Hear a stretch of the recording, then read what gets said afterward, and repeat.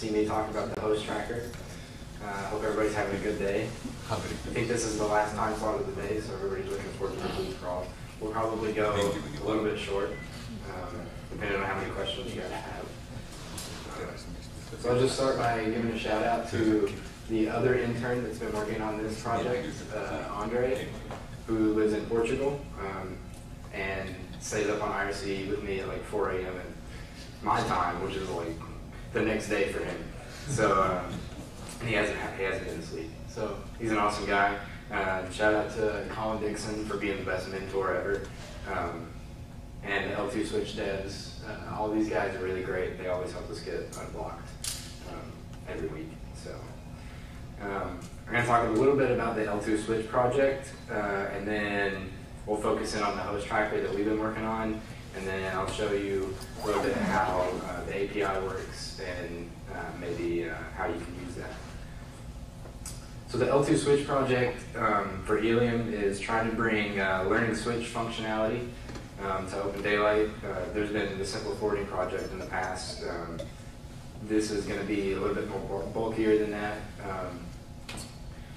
We want to bring the services that are within L2 Switch all together, and also as separate features so that people can use the host tracker without having flows forwarded if they want that. So that's all using Kareth, and if you were at the talk before the last one, you saw a little bit about that. So you can see here in this diagram, you have the packet decoder.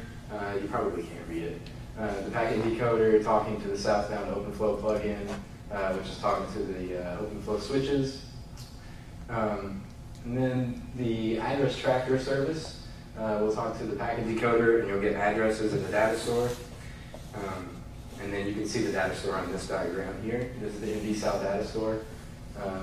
We're under operational information. So you can imagine the host tracker as hanging off of the address tracker. We consume the addresses and bring those into hosts. So what is a host? This is the first question that we asked whenever we sat down to talk about this. In the past, it's just been, I saw an IP address here on the network and off of this port. It could have been a router in the middle of the network, something like that you didn't want, but it happened anyways. So we wanted a little bit, something a little bit more defined this time. So we talked to the L2 Switch guys, and we came up with this address tracker, host tracker model. So the address tracker really just makes observations on the network. So there's the address observer. And this is the Yang model. It's not the full thing. It's the descriptions and the types aren't there, but you can go into the repo and check that out and look at it if you want to. So they observe an address on the network, put it into the data store, and then the host tracker listens with the data change listener. So we have here the on data changed. So you get a packet in, the address tracker will see that. If it's an ARP, IPv4, IPv6, whatever, it'll make an observation about that, put it in the data store, and then the host tracker will take that, and then we have a list of addresses in the host. So here's the Yang model for hosts. You can see it's a list of addresses and attachment points. So this line here uses AT:\address node connector, is basically saying that it implements this. So it has a list of addresses. And then we also have a list of termination points, which we build in the Java code. And then we also have a host ID. And you can see that it's an augmentation of the node and topology. So we felt that it's best for people that are building paths across the network that hosts be an augmentation of the node. So it's essentially like another switch. It's a node, and we call it a host node. So I think it's better for me to just show you how this works. So I'll go ahead and start. This is the L2 Switch distribution of OpenDaylight.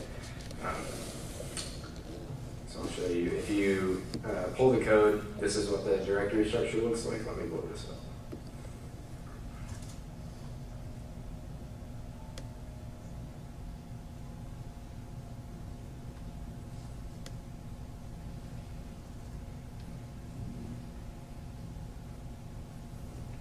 You guys see that okay? Yeah.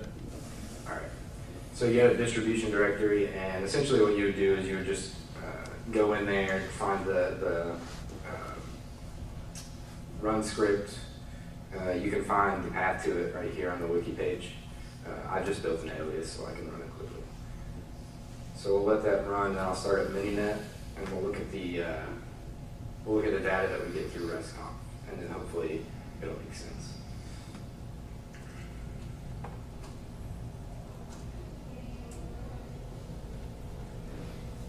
So we're going to do a ping all. Go over here to Postman.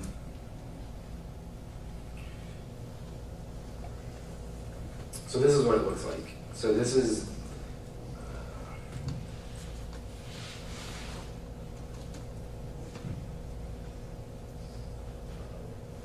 here we have node, which is a list of nodes. Here's one of our hosts here. This is host ID 3.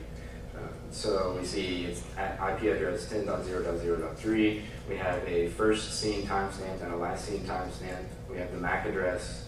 And this is a list of addresses too. So if this host had multiple connection points to a switch, then we would want to group that into the same host. So we'd have this host and it would have 2 addresses here. So for instance, if you look at the wiki page example, which is a little bit different, right here, this host has lists of 2 addresses.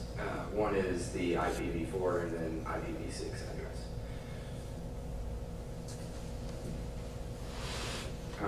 The links, so there are links in the topology for the host as well. They're not showing up here in my test, and I'm not certain why, but on the wiki page, you can see here, this is a host a link from OpenFlow switch 2, node connector 1 to host with the MAC address 2 and node connector 0. It's just a host. Any chance of making the web page a little bit bigger? Yeah. Sorry, I did it for the other one, but not that one. There you go. Those are the links.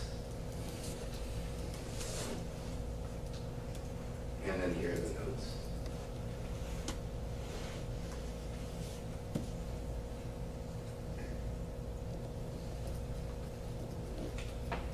So what else have we been working on? So like I said, we want to make it a little bit more easy to use and easier to understand than the old host tracker. We don't want hosts to pop up in the network where they aren't meant to be.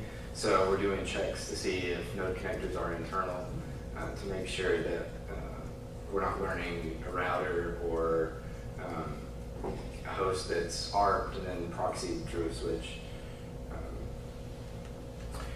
So I talked about the providing features as separate entities. So using Carif, it hasn't been working yet. So we have a patch with the Carif features file and stuff pushed or waiting to be merged. We just got to see if the Deluxe UI guys, if that works out for them. So they have to build that into their UI, and we'll see how that goes. But the idea is that we want to provide the host tracking and the address tracking independently of the other learning switch utilities like pushing flows and stuff, because sometimes you want to track a host, but you don't want your controller to automatically push flows if you're writing some application on top of it. And then we also want to provide compatibility, backwards compatibility for the old 80 style APIs. So some work needs to be done on that. We want to go through kind of all the projects and see who's using what where, and then pull that into one kind of compatibility thing to provide that. Anybody have any questions?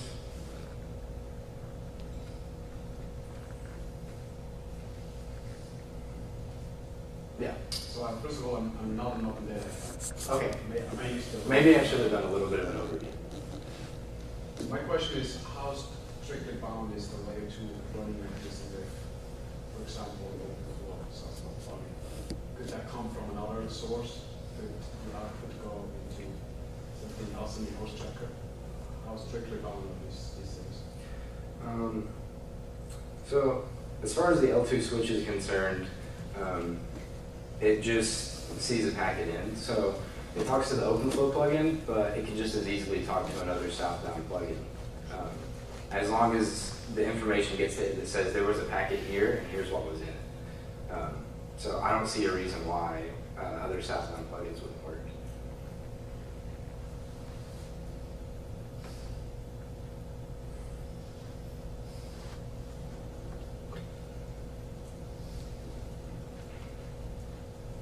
Any other questions? I'm probably really short on time. It's kind of, I feel like it's kind of straightforward. So the slides aren't very verbose. Yeah. I think just a heads up when you started Helium, how L2 switch gets into Helium. I don't see the connection there.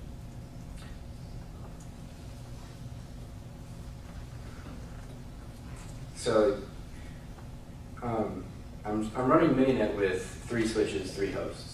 So those are talking OpenFlow to the controller, right? And so the controller sees a packet in. The L2 switch packet decoder, I can show you here. There's a folder here, packet handler. Let's see if I can zoom this in.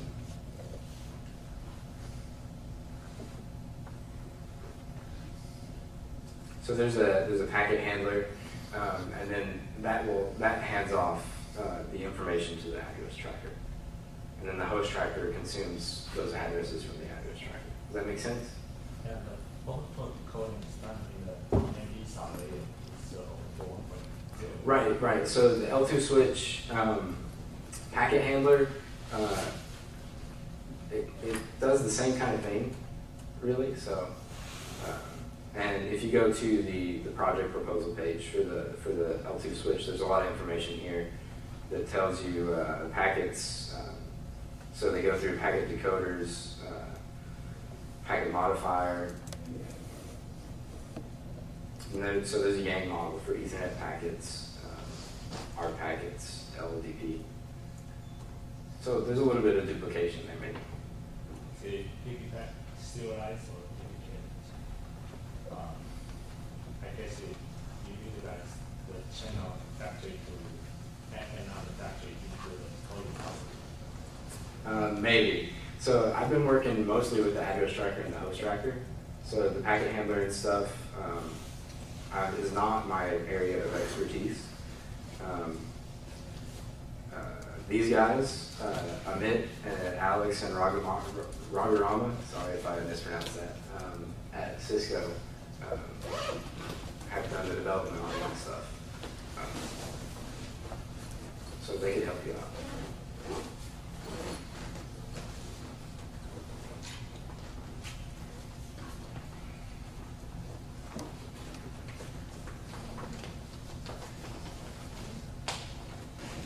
Any other questions, comments, discussion?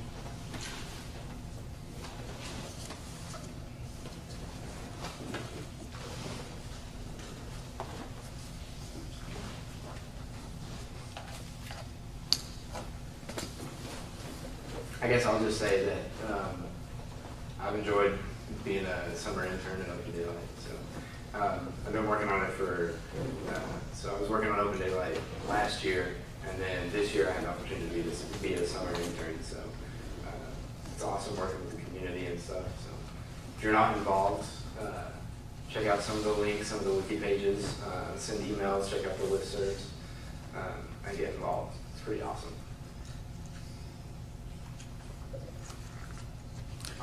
Thank you, Evan. Thank you.